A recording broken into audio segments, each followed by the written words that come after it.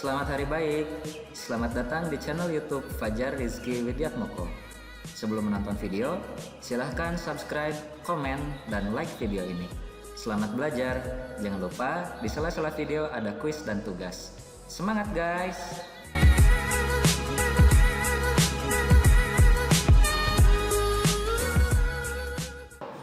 Bismillahirrahmanirrahim. Assalamualaikum warahmatullahi wabarakatuh. Selamat hari baik untuk teman-teman yang mengambil kuliah bahasa Indonesia. Hari ini kita akan membahas tentang bagaimana cara membangun sebuah proposal. Jadi teman-teman harus memahami dulu awalnya gitu tentang tujuan proposal gitu, apa fungsi proposal dan hal-hal apa saja yang dibutuhkan ketika membuat proposal. Jadi di sini awal sekali saya ingin sampaikan ke teman-teman bahwa ketika teman-teman melihat sebuah event besar gitu ya, acara-acara besar gitu seperti seminar besar atau pameran expo yang besar gitu. Kemudian kalau teman-teman pernah main ke Jakarta Convention Center, biasanya ada jadwal-jadwal tertentu yang mengadakan acara-acara besar. Dan ternyata acara sebesar itu tuh tentu membutuhkan dana yang sangat besar gitu. Nah itu salah satu keajaiban dari proposal yang dibuat oleh panitia acara gitu. Begitupun teman-teman ketika ingin melakukan sebuah penelitian gitu. Hasil penelitian yang besar itu ditentukan dari bagaimana dia membuat proposalnya. Bagaimana dia bisa membuat penelitian dengan pendanaan yang sangat besar gitu, tetapi dari proposalnya saja dia tidak berhasil. Justru bagaimana caranya supaya mendapatkan bisa melakukan penelitian dengan dana yang besar itu diawali dari proposal. Begitupun acara-acara yang besar itu diawali dari proposal. Ya. Oke, sebelum masuk ke materi, saya ingin kasih tunjuk ke teman-teman tentang video yang disampaikan oleh seorang mantan Menteri Pendidikan, Pak Anies Baswedan ya. Nah, jadi dia berbicara di TED Jakarta. Nah, jadi teman-teman kalau ingin cari inspirasi tentang gaya bicara atau keterbaruan ilmu pengetahuan dan wawasan, teman-teman bisa nonton di TED ya, karena isinya cukup padat dan ringkas.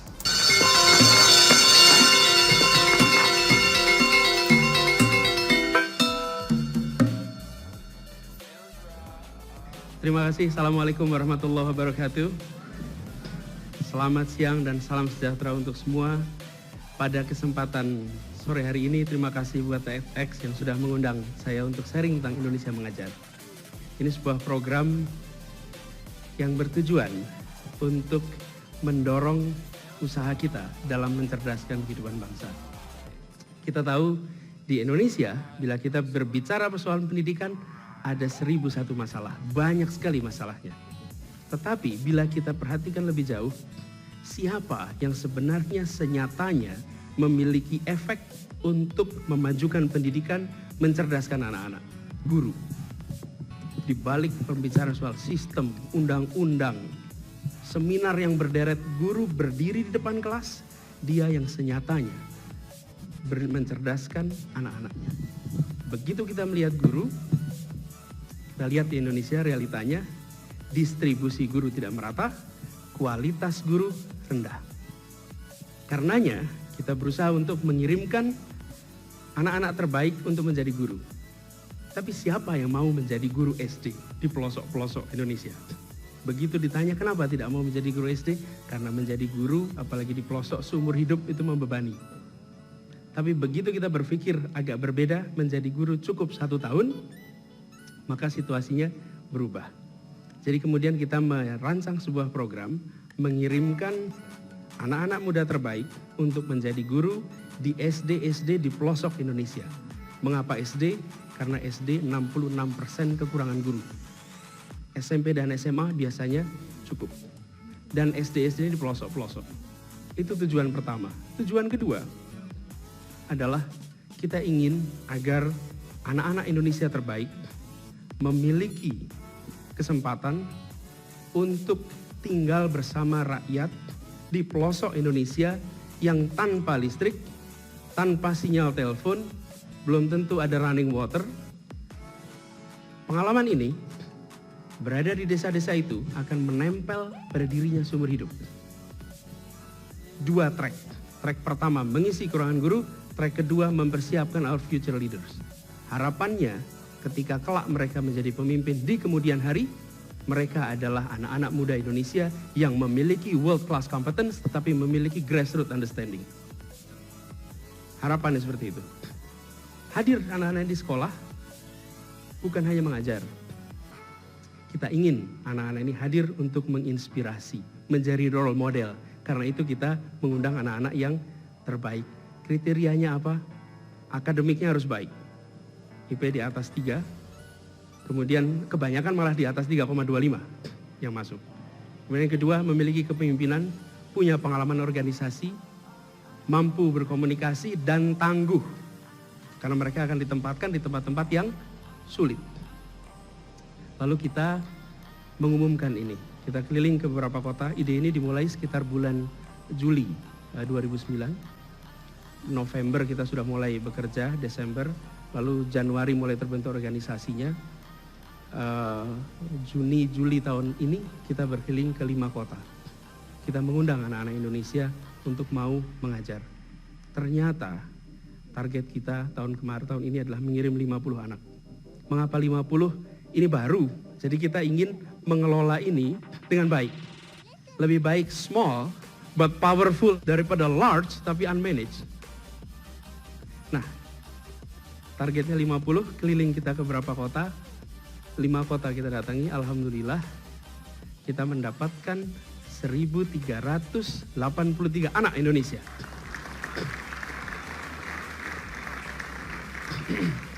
Anak-anak ini mengisi application form yang cukup panjang, menulis essay, dan di dalam essay itu mereka menulis mengapa mereka ingin mengajar. 1.383 anak tahu akan ditempatkan di tempat yang tanpa listrik, tanpa sinyal telepon, dan mereka menulis berlembar-lembar mengapa saya ingin menjadi guru di tempat itu. Hati kita bergetar ketika mendengar itu semua. Membaca, kalau Anda baca essay-essay itu tersentuh sekali. Kami yang membaca saja luar biasa. Insya Allah tulisan-tulisan mereka akan dibukukan. Judulnya Indonesia, Aku Ingin Mengajar. Kumpulan essay para pendaftar Indonesia mengajar.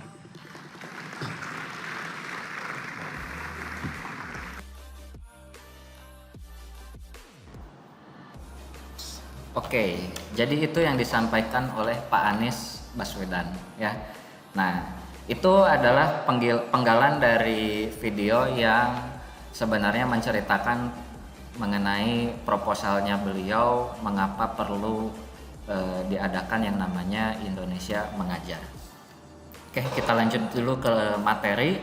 Jadi video yang tadi sebelumnya disampaikan itu untuk direfleksikan ke materi yang akan saya ajarkan. Ya, yang pertama yaitu tentang struktur teks proposal. Ya, jadi proposal itu sebenarnya tulisan yang bertujuan untuk mengusulkan suatu program pekerjaan. Ya, susunannya kurang lebih secara ini cover, kata pengantar, daftar isi, yaitu formalitas biasanya. Kemudian pendahuluan gitu. Nah, pendahuluan ini isinya tentang penekanan alasan penting. Ya, jadi biasanya di pendahuluan ini isinya ada beberapa kalimat yang menyatakan bahwa oke, ini perlu untuk dilakukan. Selanjutnya studi pustaka gitu ya. Studi pustaka itu adalah dengan melihat dia seperti melihat keadaan sekitar, oke keadaannya seperti ini, kemudian menurut penelitian yang sebelumnya progresnya itu sudah sampai sini dan dilanjutkan lagi masuk ke metode apa yang akan teman-teman kerjakan. Nah, kemudian pada hasil yang diharapkan itu adalah data apa yang akan teman-teman dapatkan. Dan yang terakhir, daftar pustaka itu mengacu kepada berbagai studi pustaka yang teman-teman sitasi dalam tulisan proposal yang ditulis sama teman-teman. Nah, jadi kita masuk ke pendahuluan. Pertama biasanya ini ya, berisikan penjelasan kondisi secara umum, kemudian penjelasan masalah secara umum hingga masalah yang ingin diselesaikan. Kemudian menjelaskan logika hipotesis yang digunakan untuk mengidentifikasi masalah. Terus yang terakhir menjelaskan kegunaan dari penelitian yang akan dilakukan. Ya. Jadi di video Pak Anies Baswedan yang tadi itu, beliau menyampaikan bahwa kondisi secara umum gitu ya, bahwa di Indonesia itu kalau masalah pendidikan itu masalahnya ada 1001 gitu, yang artinya 1001 itu nggak habis-habis gitu. Nah, kemudian penjelasan masalah secara umum hingga yang ingin diselesaikan. Jadi dari masalah umum dirincikan dulu apa yang sebenarnya lebih fokus lagi yang ingin diselesaikan. Nah, ternyata yang tadi disampaikan oleh Pak Anies Baswedan itu ternyata permasalahan utamanya adalah kekurangan tenaga pengajar, kekurangan guru, dan yang kedua kualitas gurunya kurang gitu. Sehingga peserta didiknya tidak mendapatkan ilmu pengetahuan yang cukup gitu.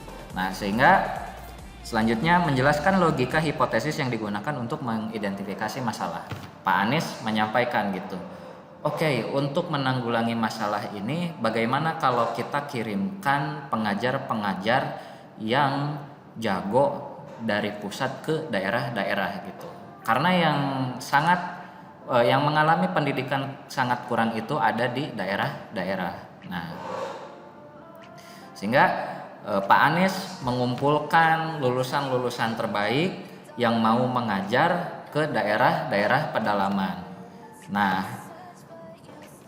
permasalahan selanjutnya muncul, ternyata tidak semua mau jadi guru. Karena apa? Yang namanya jadi guru itu membebani hidup. Tadi ya di videonya kayak gitu.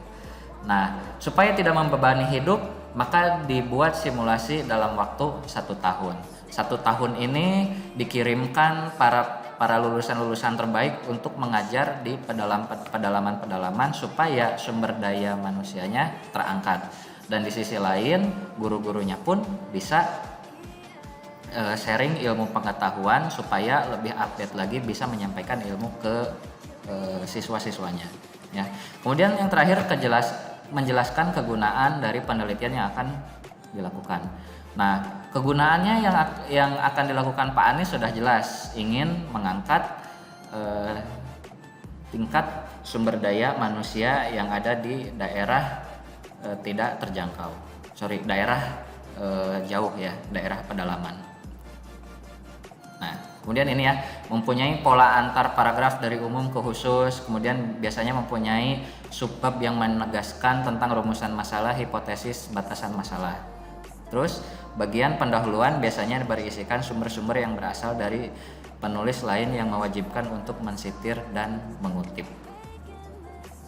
Ya, jadi biasanya dalam pendahuluan itu dijelaskan dulu kondisinya secara umum gitu, kemudian dikerucutkan kondisinya hingga semakin mengerucut hingga didapatkan sebuah masalah. Nah, kemudian masalah ini diasumsikan oleh si penulis, dengan menggunakan metode ini bisa diselesaikan. Itu salah satu hipotesis ya. Kemudian membuat batasan masalah dan seharusnya di dalam pendahuluan itu ketika menjelaskan kondisi umum tentu seharusnya gitu, kondisi umum ini kata siapa. Nah, sehingga butuh mensitir dan mengutip. Nah, kemudian yang selanjutnya ada yang namanya kajian pustaka atau literatur review ya. Berisi tentang bahasan-bahasan penting yang berhubungan dengan topik pembahasan. Berisi bahasan berbeda tapi berhubungan dengan topik dipisahkan oleh subbab. Kemudian didominasi oleh kalimat sitiran atau kalimat kutipan dari berbagai pustaka.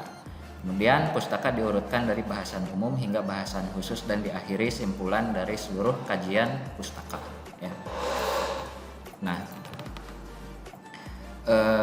ketika teman-teman membaca suatu naskah akademik kemudian masuk ke bagian kajian pustaka gitu ya, ini sharing aja dengan teman-teman bahwa semakin banyak kajian pustaka dalam suatu naskah akademik, itu artinya si penulis semakin luas wawasannya untuk mengaitkan tulisannya dengan pustaka lainnya gitu ya.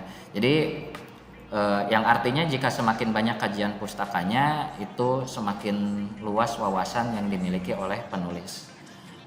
Bayangkan saja oleh teman-teman jika kajian pustakanya hanya 2-3 lembar, kemudian hasil penelitiannya dibuat justifikasi untuk menyimpulkan gitu.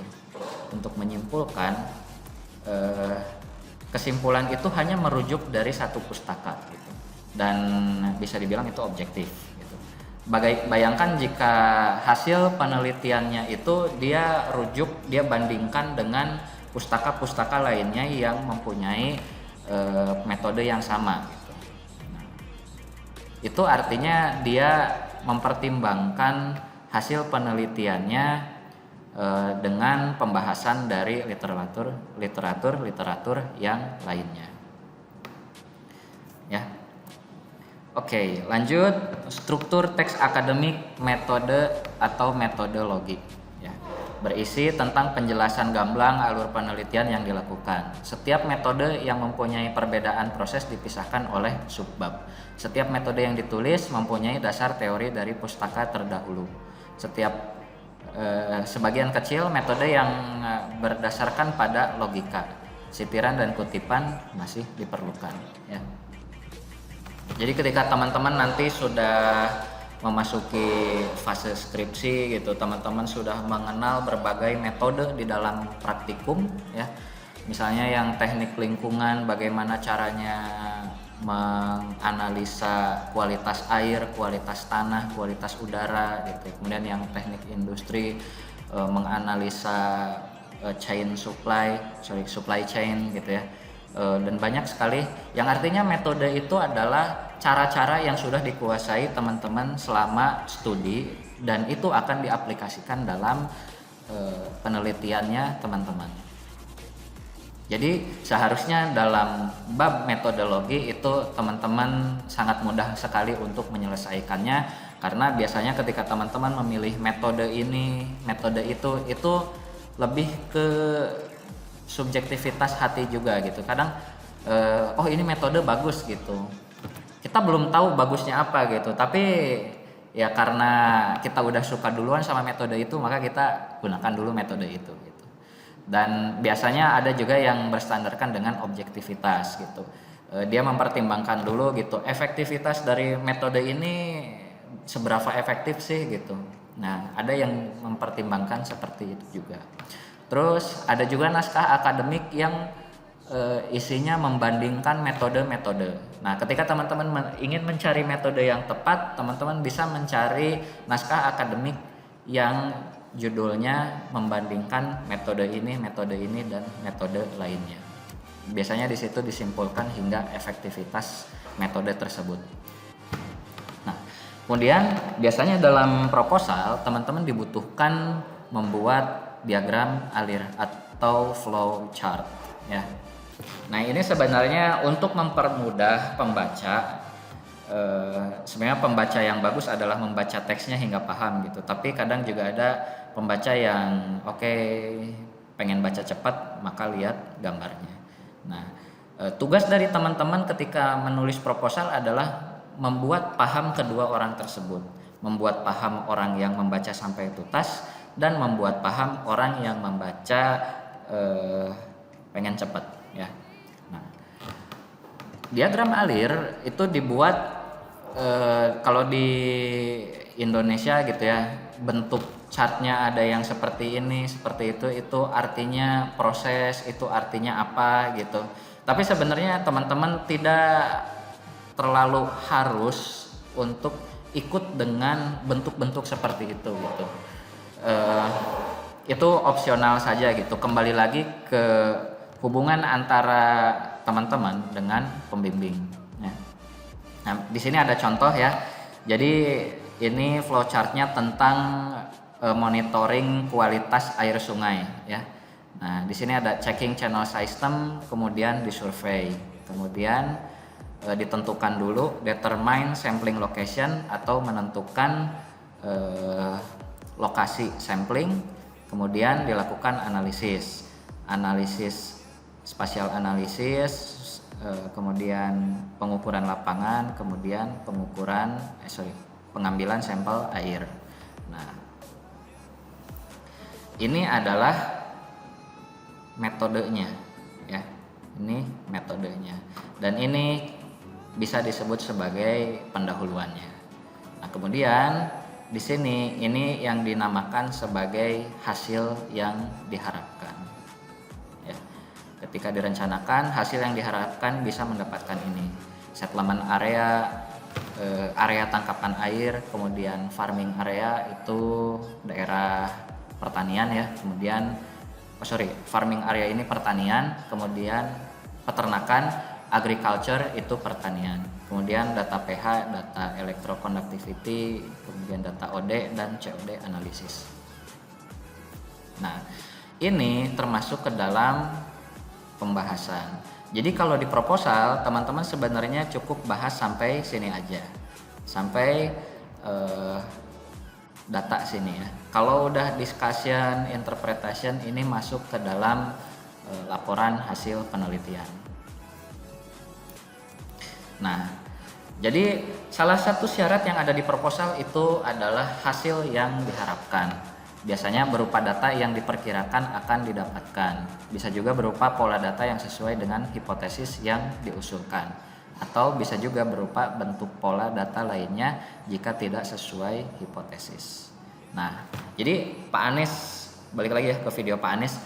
Videonya Pak Anies menyampaikan bahwa dengan mengirimkan raw model, jadi model yang baik dikirimkan ke daerah-daerah pelosok supaya guru-guru yang ada di daerah pelosok ini mempelajari bagaimana dia mengajar. Kemudian mempelajari keterbaruan yang dia bawa. Nah, hasil yang diharapkan tentu Pak Anies mengharapkan peningkatan indeks sumber daya manusia di daerah pelosok ya. Nah, begitu juga dengan penelitian ini nih ya. Misalnya di contoh penelitian ini hasil yang diharapkan itu dapat area tangkapan air hujan, area peternakan, area pertanian, kemudian data kimianya, kemudian data kualitas airnya. Ya. Nah, kemudian apakah hasil aja cukup? Sebenarnya hasilnya itu harus disimpulkan juga gitu. Apakah hasilnya sejalan dengan hipotesis gitu? Apakah tidak? Apa yang menyebabkan tidak? Nah, itu adalah yang akan dibahas di dalam hasil yang diharapkan. Nah, tugas untuk teman-teman untuk minggu ini membuat video selfie ringkasan proposal rencana penelitian Anda masing-masing dengan poin tersampaikan di bawah ini ya. Jadi teman-teman membuat video selfie tentang rencana penelitian gitu. Saya misalnya ya, saya berencana untuk meneliti tentang kualitas air. Judulnya misalnya monitoring kualitas air yang ada di Sungai Porong. Masalahnya apa gitu, sungai di Porong itu apa sih masalahnya gitu. Kemudian cara pemecahannya bagaimana, itu metode yang akan digunakan oleh teman-teman. Kemudian dibuat hipotesisnya dengan menggunakan metode ini, kualitas air Sungai Porong bisa menjadi ini gitu. Ya, kemudian dibuat metodenya juga disampaikan mau menggunakan metode apa, diterangkan metodenya itu gimana sih gitu. Kemudian buat contoh datanya aja, contoh data simulasi yang jika diharapkan sesuai dengan penelitian. Durasi videonya 5-7 menit, lebih boleh, tapi kalau kurang dari 5 menit nggak bisa ya. Seperti biasa tugasnya dikumpul dalam Google Classroom yang nanti akan saya sampaikan ke email masing-masing ya. Oke. Kuliah cukup sekian, teman-teman banyak di rumah, manfaatkan untuk quality time dengan keluarga ya. jaga kebugaran dengan olahraga, jaga kesehatan dengan asupan makanan yang bergizi. Semoga di bulan Ramadan ini menjadi penyembuh penyakit seluruh alam dunia. Wassalamualaikum warahmatullahi wabarakatuh.